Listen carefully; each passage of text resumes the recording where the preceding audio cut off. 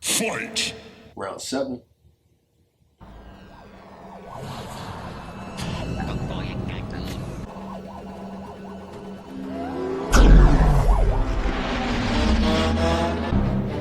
Qui-Gon, sir, wait, I'm tired. Anakin, drop!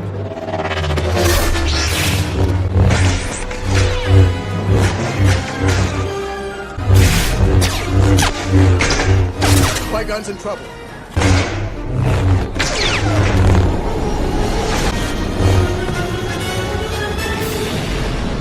Are you all right? I think so. Anakin Skywalker, meet Obi-Wan Kenobi. Hi, pleased to meet you.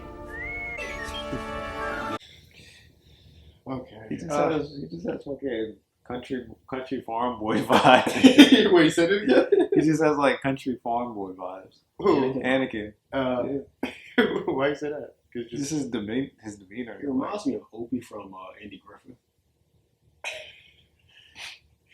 Okay. My question is, how did it take Darth Maul so long to find him? I feel like he arrived. He arrived before they raced, so they raced. He said goodbye to his mom.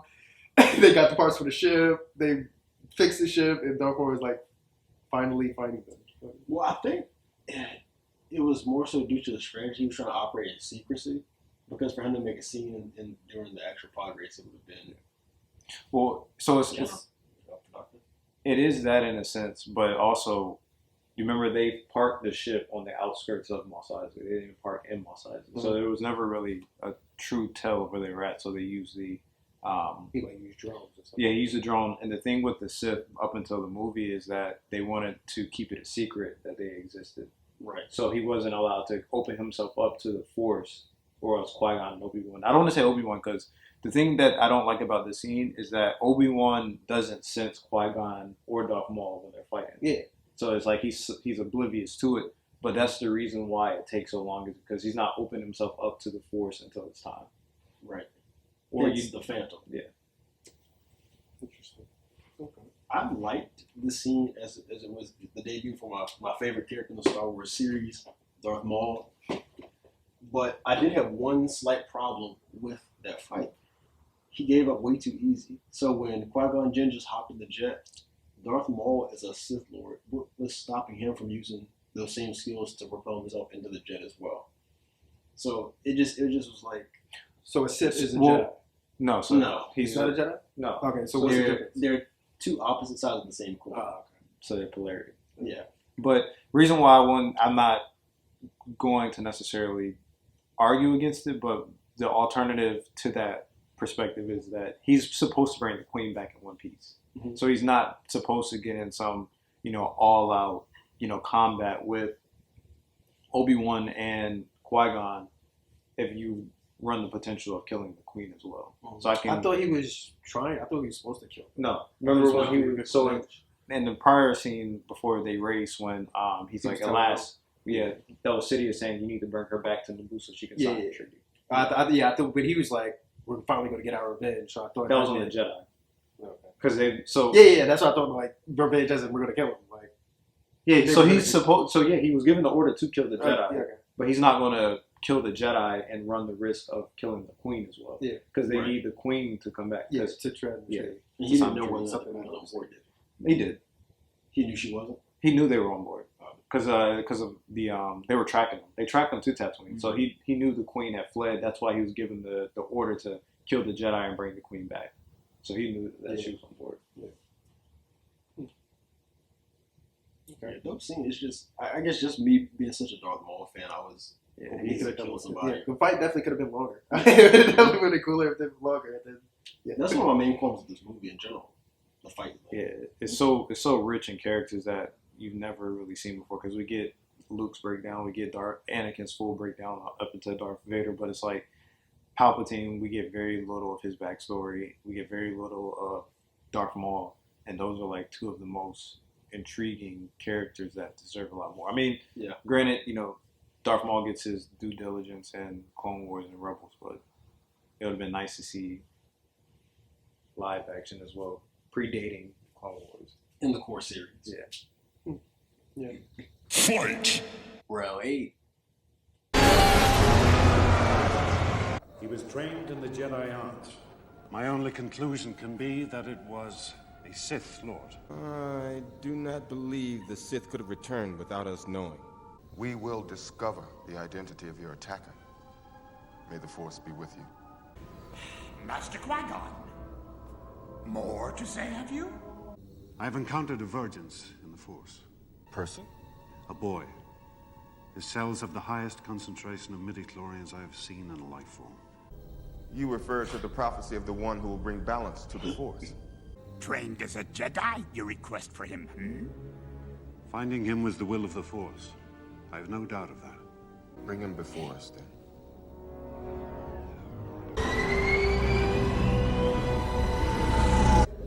The chair recognizes the senator from the sovereign system of Naboo. A tragedy has occurred, which started right here with the taxation of trade routes. To state our allegations, I present Queen Amidala, recently elected ruler of the Naboo, who speaks on our behalf. The Naboo system has been invaded by the droid armies of the trade. I object! There is no proof! Enter the bureaucrats, the true rulers of the Republic, and on the payroll of the Trade Federation, I might add. Will you defer your motion to allow a commission to explore the validity of your accusations? I was not elected to watch my people suffer and die while you discuss this invasion in a committee. If this body is not capable of action, I suggest new leadership is needed.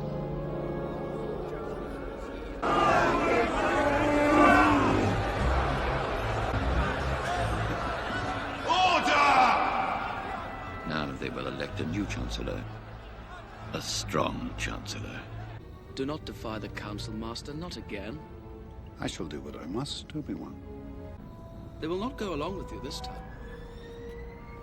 You still have much to learn, my young apprentice. A ship. A speeder. Afraid, are you? No, sir. Be mindful of your feelings. Your thoughts dwell on your mother.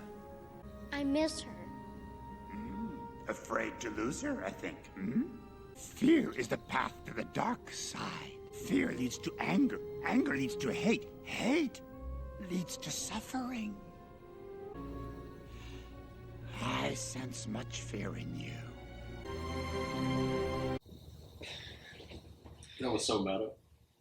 You said it was so meta? Yeah, with him, like, just the amount of force. So that is another epic quote from this movie. And then the full circle, so Yoda explains the relationship between fear and then the downward spiral towards hatred, suffering, and ultimately the dark side. And then he says point blank, I sense a lot of fear in you. And so if you know the full story arc of Star Wars and Anakin's character development, you can see the foreshadowing here. Interesting. Yeah, Agreed. interesting. Yeah, I love the scene with the Jedi Council. I will say this. I have this question.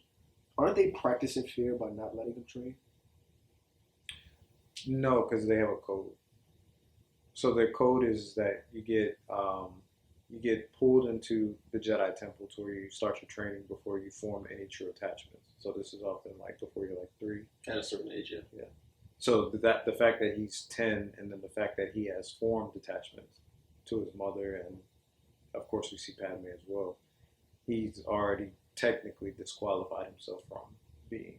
Bureaucracy in its purest. Like Dad said, they answer first to the Republic and then like they have rules that they abide by. That's why Qui-Gon is in the position that he is. And that's one of the conflicts. Like a lot of viewers, I'm in the same boat as you. You could say that, okay, well, you can overlook certain things, but that just goes to show you how strictly they adhere to the code. Yeah. It does go to show, as I mentioned, like the prophecy is forever evolving because as soon as Qui-Gon mentioned that he was born from the Force, that he has no father, Mace immediately went to, so you speak of the prophecy of the chosen one, where one is to be born from the Force and bring balance.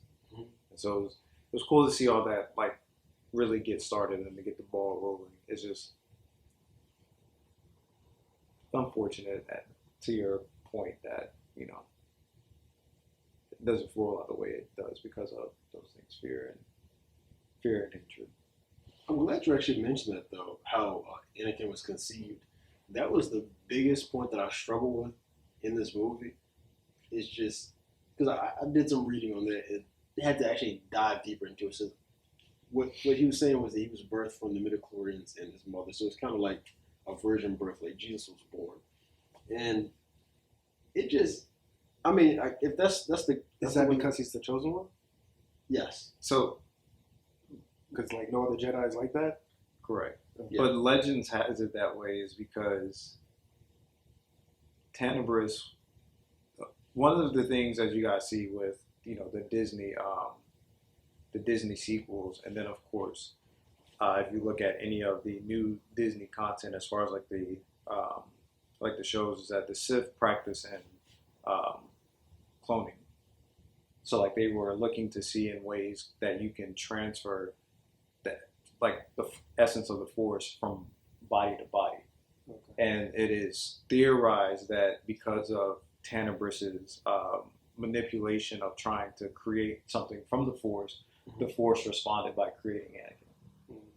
Oh. So that is the theory that, because of the cloning and all of that Tenebris was doing at the time when Plagueis was, his apprentice, that the Force responded, because at the time of these events, if you read the Plagueis novel, there's a great interest from Plagueis when Palpatine goes back to him and they tell him about the boy that they bring back from Tatooine, who's born of no father, and he has the highest midichlorian count. And then Plagueis thinks back to what Tenebris was doing during that time with his cloning and trying to transfer, the essence of the Force to other beings. Essentially, the Force was still in balance. Yeah. Essentially, their whole thing. This was really with Plagueis more than any of the other Sith. I think Palpatine took it and made it successful, but all the Siths were looking to be immortal. Like they wanted to essentially see the Sith Order succeed, and they be the hegemon or the master, and then they have the apprentice, the entire time. And so they thought to achieve that by seeking immortality, and it said that the Force responds to creating that. And so that's kind of why you have Palpatine in episode 7, 8, or you have him in 9, but he's the architect behind 7 and 8 as well, because he had learned how to achieve immortality. He just needed, I guess you could say, Rey and Ben to be of his physical form. Gotcha. I wish that was made more apparent. This movie. I do too, but it's Legends, which when the Disney acquisition, I mean, I guess it's all canon now, but it was like it's expanded universe, so it's like the perfect storyline that matches perfectly with everything George Lucas did, but because it wasn't commissioned by LucasArts or Lucasfilm, it's not in the direct line. But I mean, it definitely matches perfectly. Like I truly love the book. I've listened to it like at least 3 times. Like it's a very well put together book that explains not just Plagueis, but it explains Palpatine perfectly, which is why I think a Palpatine show would be perfect to explain his upcoming and rise to power. Cool. Fight! Round 9. These are the original comments. Steady.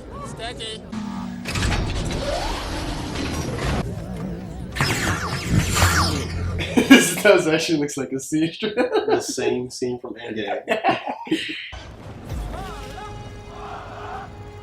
Ouch time. My guess is the Viceroy's in the throne room. Red group, blue group, everybody this way.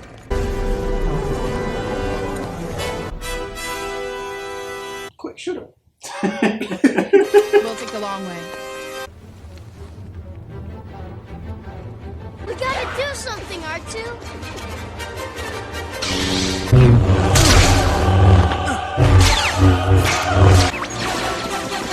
I'm trying to. I don't know where the trigger is. Yeah! It's on automatic pilot.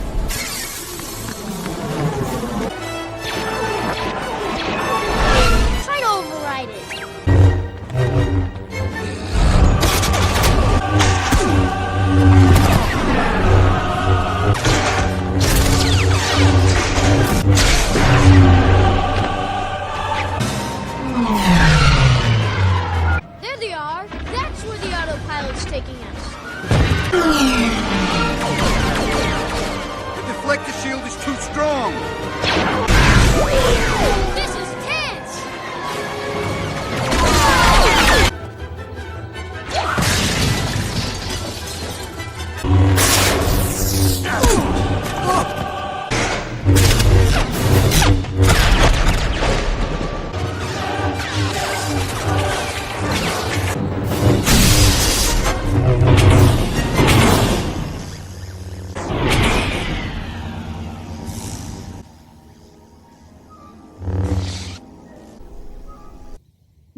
That's what I'm talking about. That's the action I've been waiting for the entire fucking movie. Like, fuck the robots. Who the fuck is Darth Maul at? Yeah. But I actually like the scene with them fighting Darth Maul and basically him showing off how powerful he is compared to a Jedi Master like Liam Neeson. I think it's cool. I thought his dual lightsaber reveal was very much so a letdown. It should have been a much bigger deal, in my estimation. It's just so damn cool. He is the first dual lightsaber wielder in the Star Wars franchise. Is that what made him your favorite? Partially in his appearance as well. Mm-hmm. And he just like looking at him would strike fear into anyone's heart, especially as a child. It's like devilish. Yeah. I want to ask Des about this. What was the reason behind the doors? So in the next upcoming seconds, the force fields alternate. Why? I have no idea. You know what I'm talking about, though, right? Yeah. I don't know why it does it though. Because I just can't imagine any reason you would have that inside of your space, unless he was purposely trying to make like an obstacle. The only thing I could think of is that whatever complex they're at, if it's because this whole thing is behind plasma, like the whole battle of Naboo is behind plasma. Well, of course, aside from Palpatine just doing his Darth Sidious stuff, but the whole inquiry about Naboo and why it's such a hot topic in this episode is because of plasma. And so I can only think if they're at a plasma factory, then with plasma being such a goddamn big thing that a battle has started over it, then the complex they're at has like security that has revolving doors like that. But it also looks like they're at the maybe at the palace in Naboo. Because I was just thinking when Padme and them, they went into that hallway, like they are shorter than like the columns, like the base of the columns. Like they're smaller than the base of the column, not even the column itself. So I can only imagine that that's like a place of importance. So it doesn't surprise me. Yeah, I don't know the purpose behind it, but it doesn't surprise me. Yeah. Well, this is a really solid scene. Like this is what people come to Star Wars for. Yeah. I think the highlight of really the scene and probably the movie is a score by John Williams. I would say probably the highlight. So you think John Williams saves it?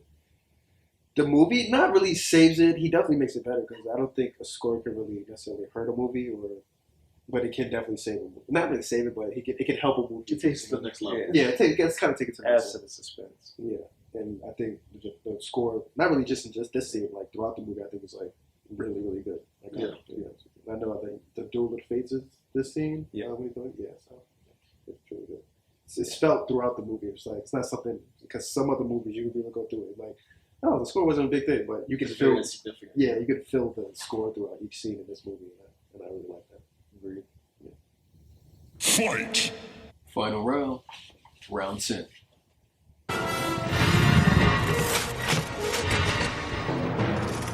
Put down your weapons. They win this round. We're hit, R2!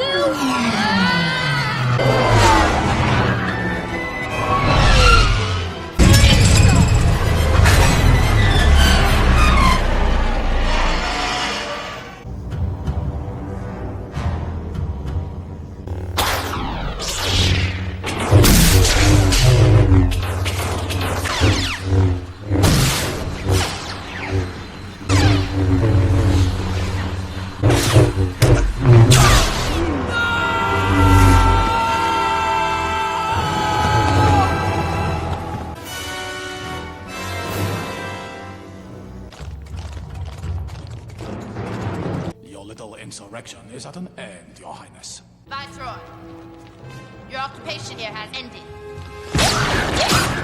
After her! This one's a decoy.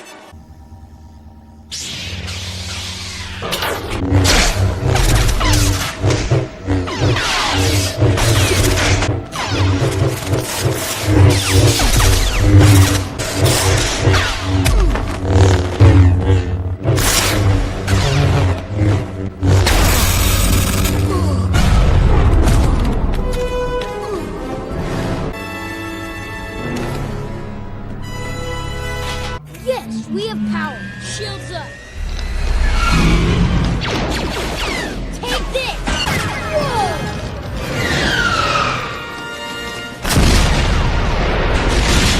Oops. What's that? It's blowing up from the inside. One of ours, out of the main hole.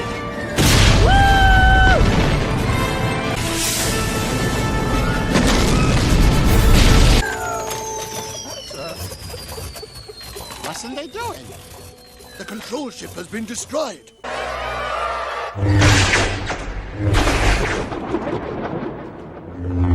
What's the point of that?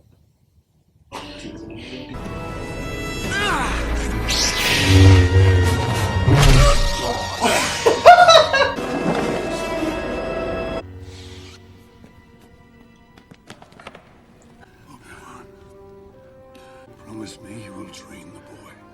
Yes, Master. He is the chosen one. He will bring balance.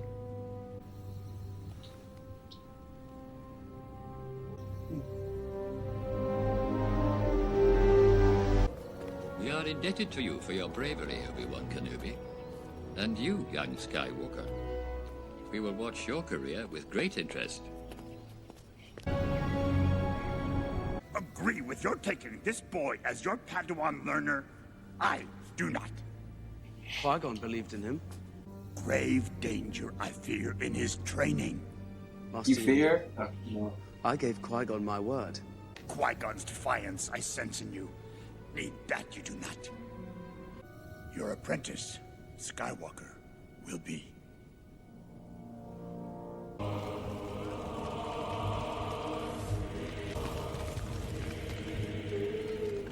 What will happen to me now? Council have granted me permission to train you. There's no doubt the mysterious warrior was a Sith. But which was destroyed? The master or the apprentice?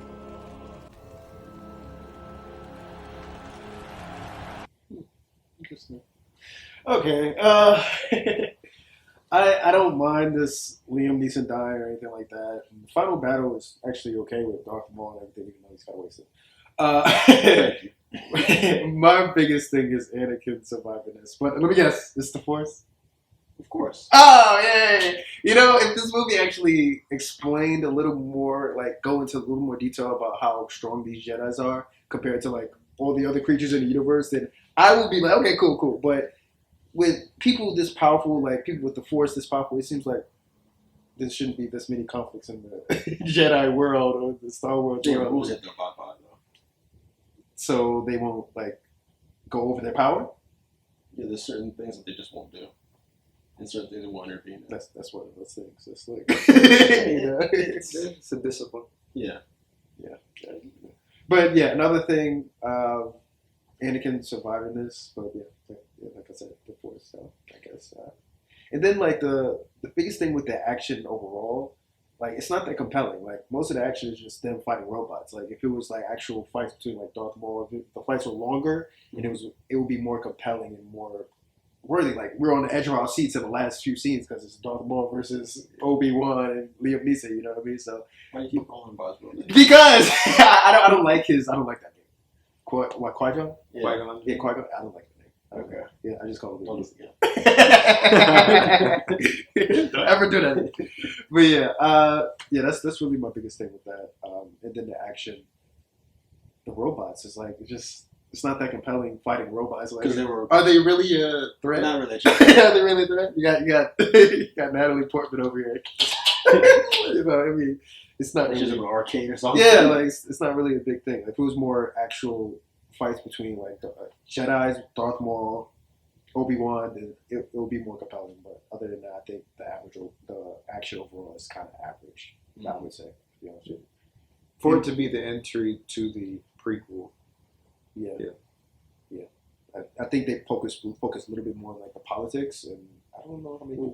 I think they focus more on the storyline, like the introduction of Anakin. It was just a little too much drawn out.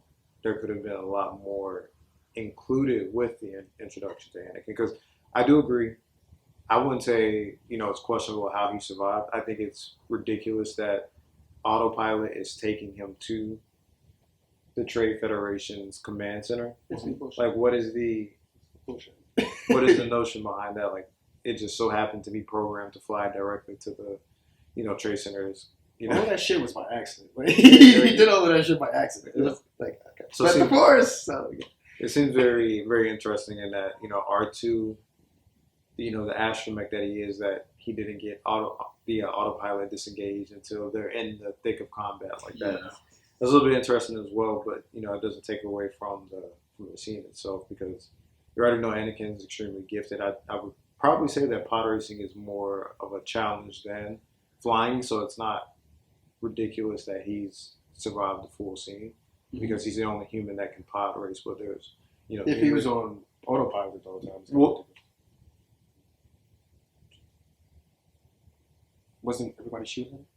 Well, yeah, when he was on autopilot, but I'm saying, like, he took it off autopilot. And then started controlling. I was fine with that. But if he was on autopilot, the first 15 minutes of the whole thing, so I was like, fuck, he should be dead right now. What's going on? But the Force.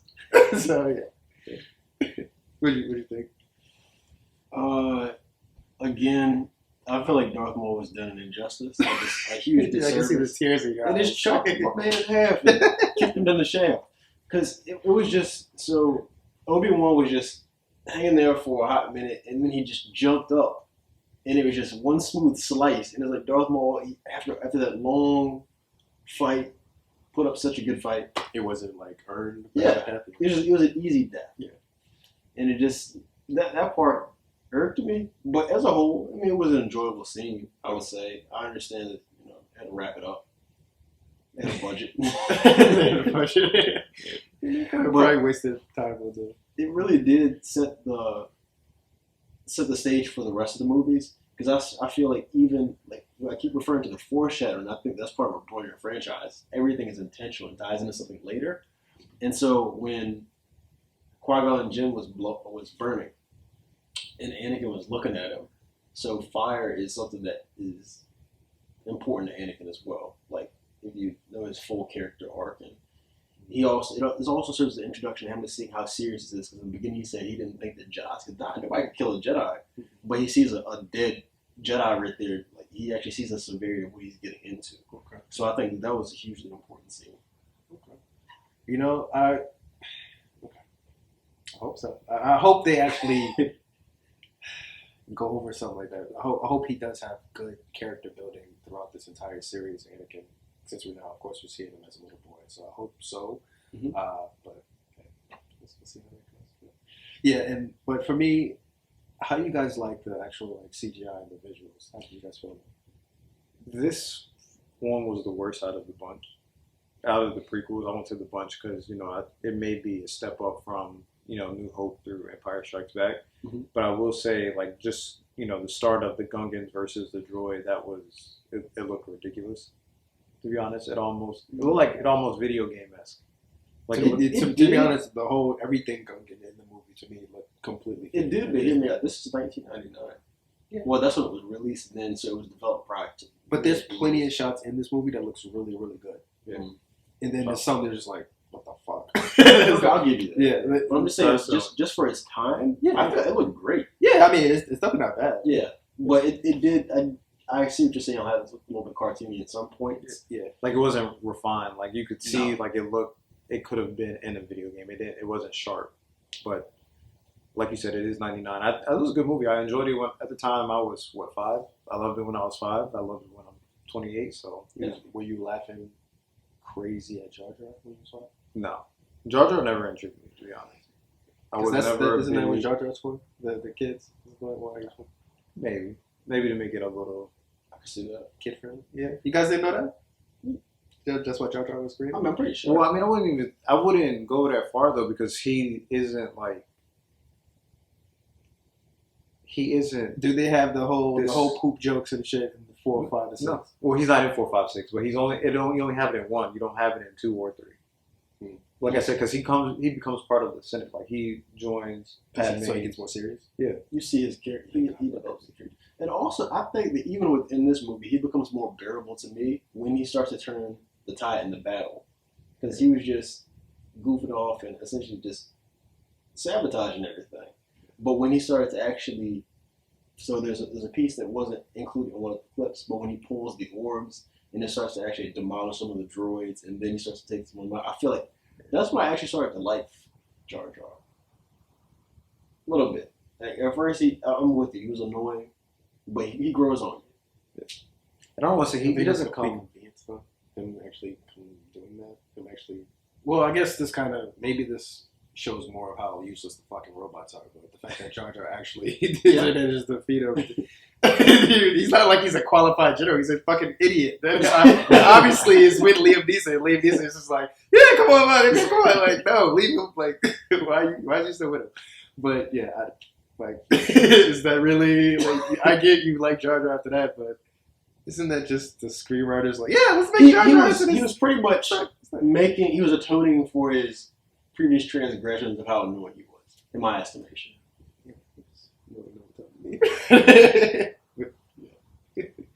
But yeah, as far as like the visuals and the stunts, I had it as average too. Like, because I think there's a whole bunch of scenes that look really good, but then there's scenes that are just like the CGI and the visual effects is like fake. So I just didn't like it. So that's really what I had. Like, and even the adventure you guys have mentioned, like how Anakin, it kind of goes like not really over the top, but it kind of goes.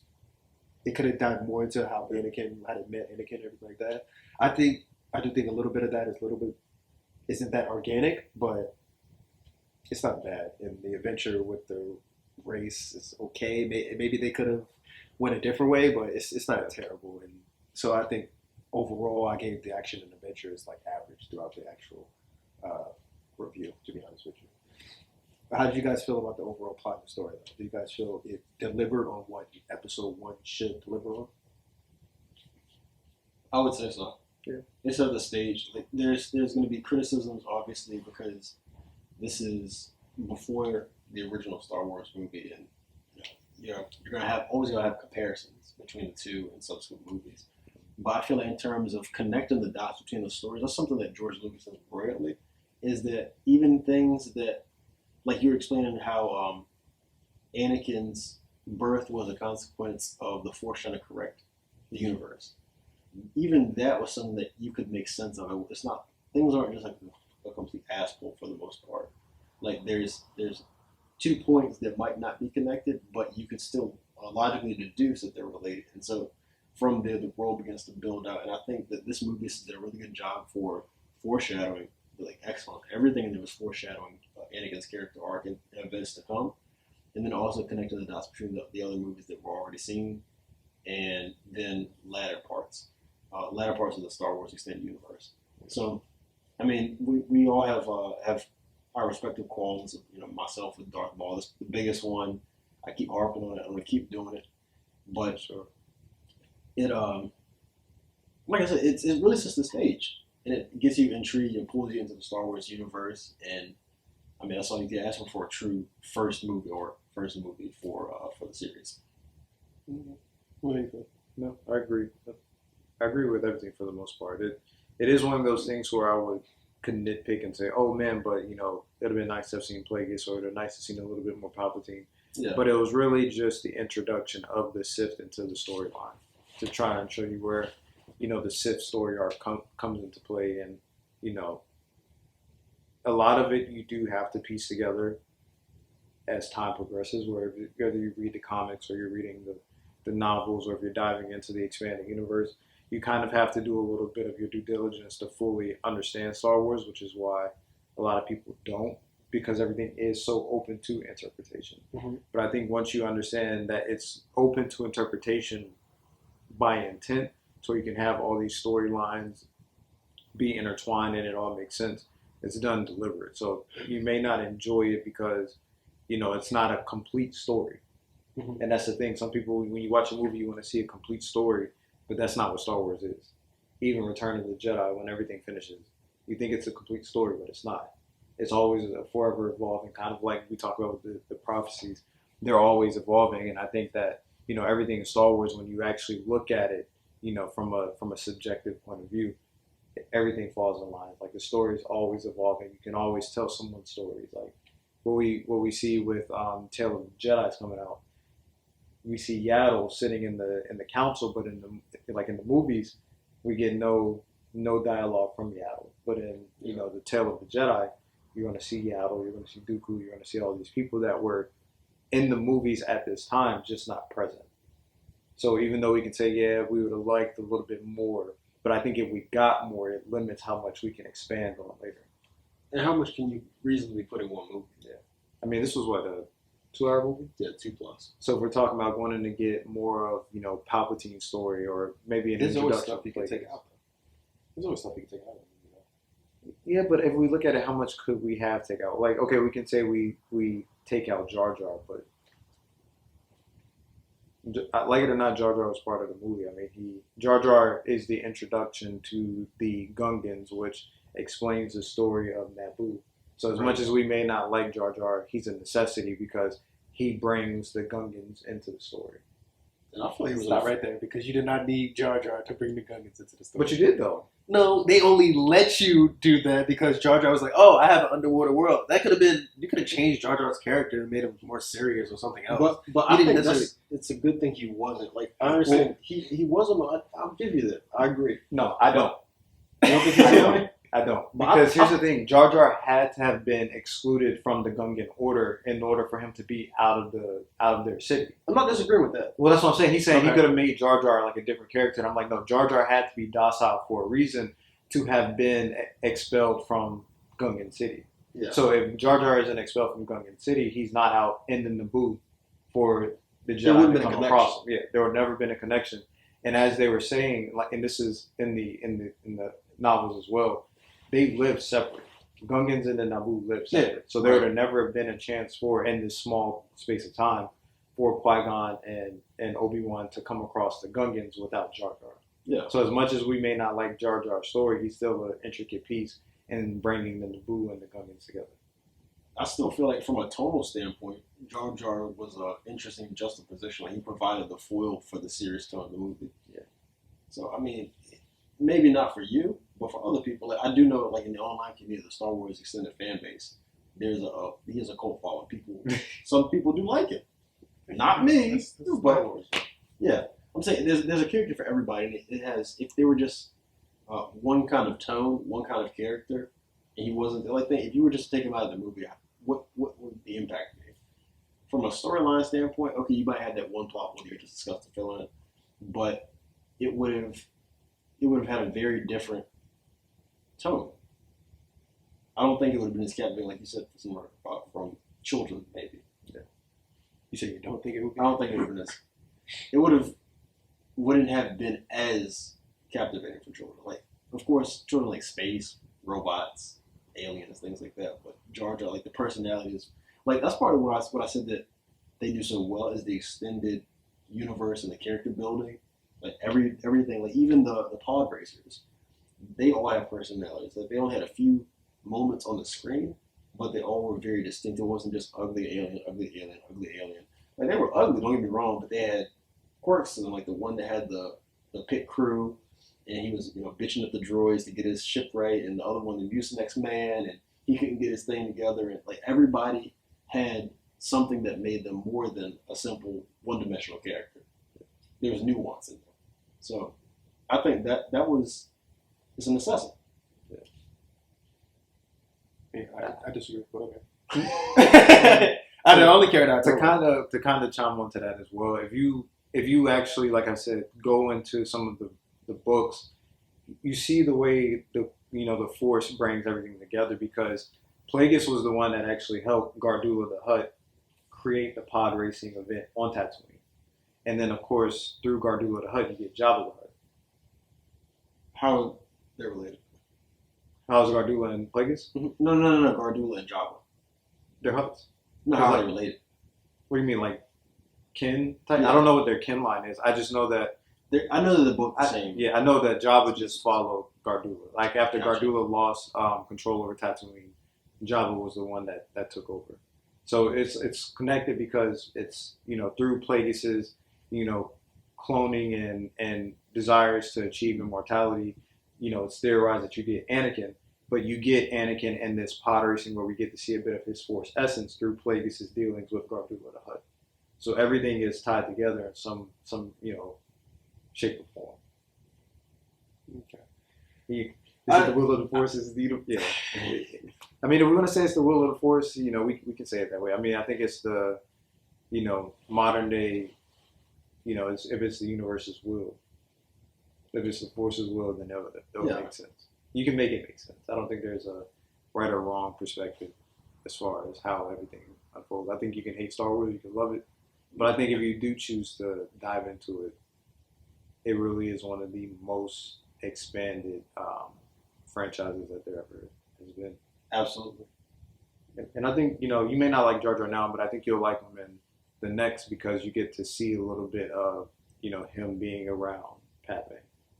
Because he's not in the Senate, but he becomes part of the Senate through Padme. So you'll see a lot more of, his, like Brian said, a lot of his evolution in episode 2.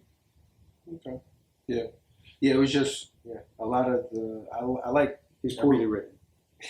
We'll just say that Jar Jar is poorly written for your taste and because he's the only character I don't really like in the movie. I think everybody else is fine. Liam Neeson, Ewan McGregor is fine. I like Nicole Portman. Natalie Portman is fine. Mm-hmm. And even Jake Lloyd, I think he got some criticism for his performance, but I think he's fine. He's great. Yeah. But he's the only character I don't like.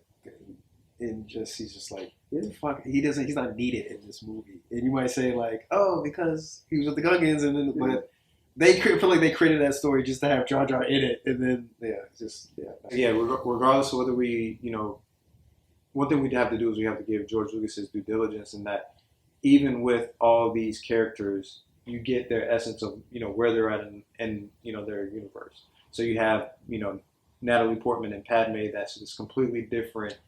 Essence of a human that varies from, Obi-Wan. And Obi-Wan and Qui-Gon are Jedis, but they come from two different parts of the universe. So you get two different personalities that, clash. And then you have Mace Windu comes in, and he's a completely different, Jedi and completely different character than what you get from all the others on the council.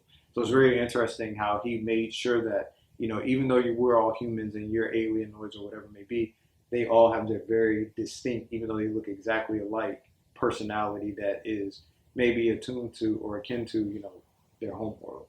So they did a really good job of making sure that, everything wasn't washed to try and make sense. Attention was paid to detail. Yeah. Okay. Yeah, I mean, as far as like a start, of course, as a person who has not seen any other movie or anything like that, little knowledge about it.